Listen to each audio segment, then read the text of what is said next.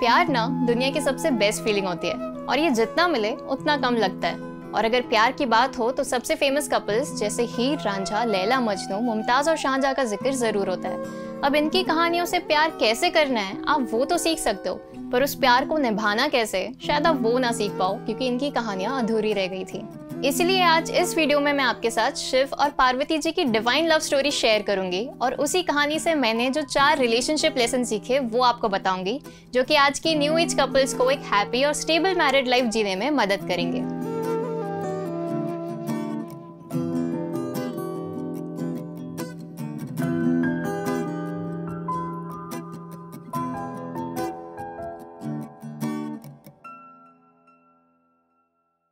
शिव और पार्वती की कहानी जानने से पहले हमें शिव और सती के बारे में जान लेना चाहिए। हिंदू माइथोलॉजी के अकॉर्डिंग हमारे 3 सर्वश्रेष्ठ देवता हैं, ब्रह्मा, विष्णु और महेश। ब्रह्मा जी सृष्टि का निर्माण करते हैं, विष्णु जी सृष्टि का पालन करते हैं और महेश यानी शिव जी सृष्टि का संहार करते हैं। तो ब्रह्मा जी ने अपने बेटे राजा दक्ष को ब्रह्मांड को आबाद करने का कर्तव्य सौंपा। तब राजा दक्ष ने देवी आदि शक्ति की पूजा की और उनसे अपनी बेटी के रूप में जन्म लेने का वरदान मांगा। उनकी पूजा से खुश होकर देवी आदि शक्ति ने दक्ष के घर सती के रूप में जन्म लिया। पर यह सारा खेल ब्रह्मा जी का रचाया हुआ था, क्योंकि वो चाहते थे कि देवी आदि शक्ति इंसान के रूप में जन्म ले और शिव जी से शादी करें, और ऐसा ही हुआ। रानी सती ने अपना आलीशान जीवन त्याग कर जंगल में जाके शिव जी की कड़ी तपस्या की, जिससे प्रसन्न होकर शिव जी ने सती से विवाह करने का फैसला किया। पर यह बात राजा दक्ष को बिल्कुल मंजूर नहीं थी, क्योंकि उन्हें लगता था कि शिव जी उनकी बेटी के लिए एक योग्य पति नहीं है।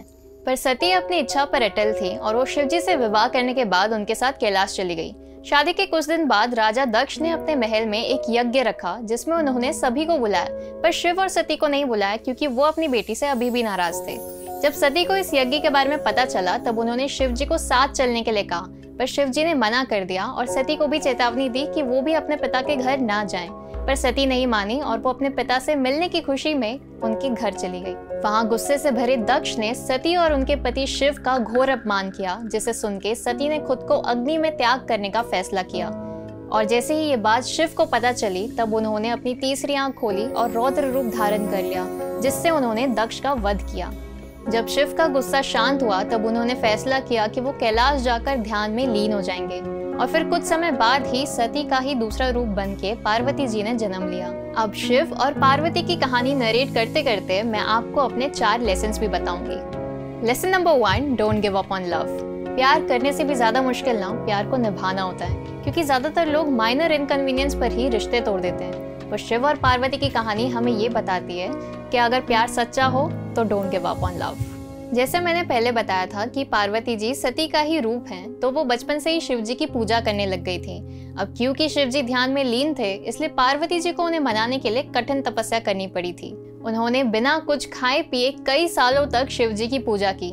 चाहे गर्मी हो, ठंडी हो या बारिश, उन्होंने हार नहीं मानी और ठान लिया था कि वो शिव जी को मना कर रहेंगी। उनकी इतनी कड़ी तपस्या देखकर शिव जी ने सोचा कि वो पार्वती जी की परीक्षा लेंगे। उन्होंने एक साधु का रूप धारण किया और पार्वती जी से पूछा कि वो किसके लिए इतना तप कर रही हैं। तब पार्वती जी ने कहा कि वो शिव को पाने के लिए ये सब कर रही हैं। तो साधु ने कहा कि वो शिव जो शेर की खाल पहनता है और जंगल में रहता है, ऐसे इंसान से शादी करके तुम्हें कुछ नहीं मिलेगा। ये सुन के पार्वती जी को गुस्सा आता है और वो कहती हैं कि चाहे जो भी हो, उन्होंने फैसला कर लिया है कि वो शिव के साथ ही शादी करेंगी। अब शिव के लिए पार्वती का इतना प्यार देख के वो खुश हो जाते हैं और उनसे शादी करने के लिए तैयार हो जाते हैं। जहाँ आजकल छोटी छोटी बात को लेके बड़े बड़े झगड़े हो जाते हैं, वहाँ पार्वती जी ने हमें ये सिखाया कि अगर आप किसी से सच्चे दिल से प्यार करते हो तो उन्हें इम्प्रेस करने के लिए अपना 100% दे दो, और अगर आपके इंटेंशंस प्योर हैं तो डेस्टिनी आपको जरूर सपोर्ट करेगी। अब आज के ज़माने के हिसाब से इसके कई सारे इंटरप्रिटेशंस हो सकते हैं, और ये बात आपको खुद ही आइडेंटिफाई करनी पड़ेगी। एक पागल आशिक बनने की ज़रूरत नहीं है कि आप लड़की के 1000 बार मना करने के बाद भी उसके पीछे पड़े हो। Be sane enough to identify that. Lesson number 2, accept them with all their flaws. अब हर इंसान तो परफेक्ट नहीं होता। इनफैक्ट आपको खुद भी पता है कि आप भी परफेक्ट नहीं हो, पर आप अपने पार्टनर में हर चीज़ परफेक्ट चाहते हो। इस चक्कर में हम में से कई लोग अपने पार्टनर को बदलने की कोशिश करते हैं ताकि वो हमारी नज़र में परफेक्ट लगे। हम परफेक्शन को इतना ज़्यादा चेज करते हैं कि हम भूल जाते हैं कि ये सब करके हम अपने रिलेशनशिप को परफेक्ट बनाने की जगह और ज़्यादा डैमेज कर रहे हैं। और अच्छाई और बुराई तो सब में होती है, भगवान शिव में भी थी। इसी वजह से राजा दक्ष ने उन्हें एक्सेप्ट करने से मना कर दिया था। पर ये सारे फ्लॉज पता होने के बाद भी पार्वती जी ने अपनी कंफर्टेबल रिच लाइफस्टाइल को छोड़कर शिव जी के साथ कैलाश पर्वत पर रहने का फैसला कर लिया था। किसी भी रिलेशनशिप के साथ ऐसा नहीं होता कि आप सिर्फ उनकी अच्छाइयाँ एक्सेप्ट कर लो, आपको उनके नेगेटिव ट्रेट्स भी एक्सेप्ट करने पड़ते हैं। आप एक कमिटेड लाइफ के साथ एक बैचलर लाइफ एंजॉय नहीं कर सकते, आपको थोड़े बहुत सैक्रिफाइस और कॉम्प्रोमाइज भी करने पड़ते हैं। और ये जो चीज़ें हैं ना, ये फोर्स्ड नहीं होनी चाहिए। आपको जेन्युइनली पूरे दिल से अपने पार्टनर के सभी क्वालिटीज़ और नेगेटिव ट्रेट्स को एक्सेप्ट करना चाहिए। Lesson number 3, make it work together. ऐसा कहा जाता है कि शिव और पार्वती के बीच में कभी कोई झगड़े नहीं होते और इसलिए उनकी जोड़ी को सबसे बेस्ट माना जाता है। शिव और शक्ति को कभी भी अलग अलग नहीं बल्कि एक देखा जाता है। और आपने वो कहावत तो सुनी होगी कि ताली कभी भी एक हाथ से नहीं बजती। किसी भी रिलेशनशिप में 2 लोग का इन्वॉल्वमेंट जरूरी होता है और रिलेशनशिप्स में झगड़ा, रूठना, मनाना चलता रहता है, एंड दैट्स कम्प्लीटली फाइन। पर आप दोनों को साथ मिलकर चीजों को सॉर्ट आउट करना होता है एक अच्छी और डीप कॉन्वर्सेशन के through. Always remember that communication is की। लेट्स से कि आपको आपके पार्टनर के किसी नेगेटिव ट्रेट से कोई इनकन्वीनियंस हो रही है, तो टॉक टू देम। आपस में बात करके इस चीज का सॉल्यूशन ढूंढो। You both need to water the seed of love so that it keeps growing.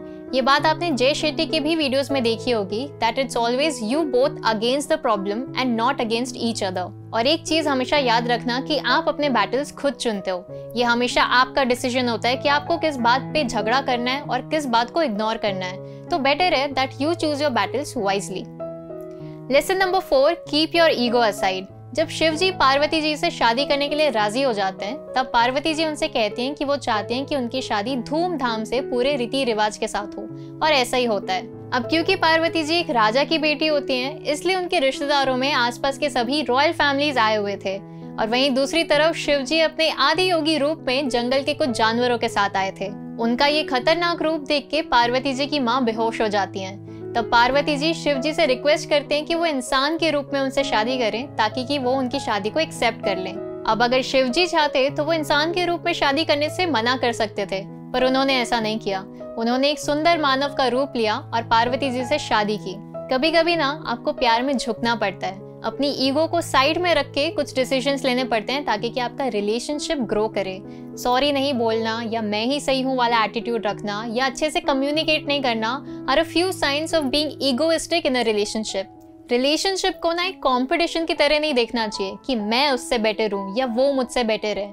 एक म्यूचुअल रिस्पेक्ट और अंडरस्टैंडिंग होना एक दूसरे के प्रोफेशन और कैरेक्टर के लिए बहुत ज्यादा जरूरी है। जैसे मैंने पहले भी बताया था कि एक परफेक्ट रिलेशनशिप जैसा कुछ नहीं होता। It's about 2 imperfect people making it work together by letting go of their ego. तो ये थी शिव और पार्वती की डिवाइन लव स्टोरी और मेरे उस कहानी से सीखे हुए 4 रिलेशनशिप लेसन्स। हमें कमेंट करके बताइए कि क्या कभी आपको प्यार हुआ है, और अगर हाँ तो आपने उस रिलेशनशिप से क्या सीखा। और हमारे चैनल के ऐसी और वीडियोस देखने के लिए हमारे चैनल को सब्सक्राइब कीजिए। मैं मिलूंगी आपसे अगले वीडियो में।